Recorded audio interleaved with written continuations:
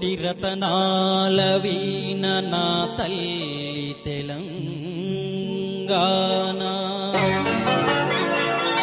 నిలువెల్ల గాయాలతో విలపించెనేల నా తల్లి తెలంగాణ నా తెలంగాణ గోదావరి కృష్ణవేణి పెనుగంగ ప్రాణహిత నదులెన్నో పారుతున్న మడితడవని నా తెలంగాణ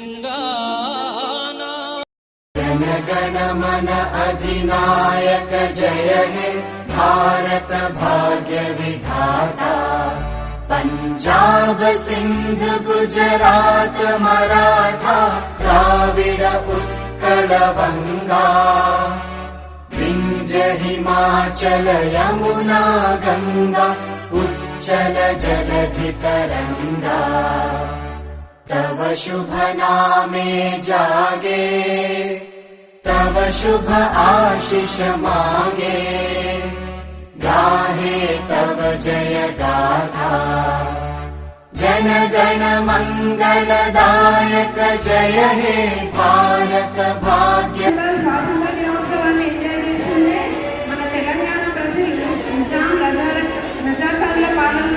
మగ్గిపోయారు బానిసల్లాగా బ్రతికారు. దాన్ని మన Sardar Vallabhbhai Patel statue of unity అని మనం నర్మదా రివర్ గుజరాత్లో ఇప్పుడు ఎస్టాబ్లిష్ చేసిండ్రు. ఉక్కు మనిషిగా భారతదేశమే కాదు ప్రపంచమంతా ఉక్కు మనిషిగా గుర్తించిన మన సర్దార్ వల్లభాయ్ పటేల్ గారు ఆపరేషన్ పోలో ద్వారా సెప్టెంబర్ 13 నుంచి 17 వరకు ఆపరేషన్ చర్యలు జరిపి మన తెలంగాణ ఇండియాలో విలీనం చేయడం జరిగింది. దాన్ని తెలంగాణ విమోచన దినం అని అప్పుడన్నాము. మన టీఆర్ఎస్ గవర్నమెంట్ వచ్చిన తర్వాత జాతీయ సమైక్యతా దినోత్సవం అన్నారు.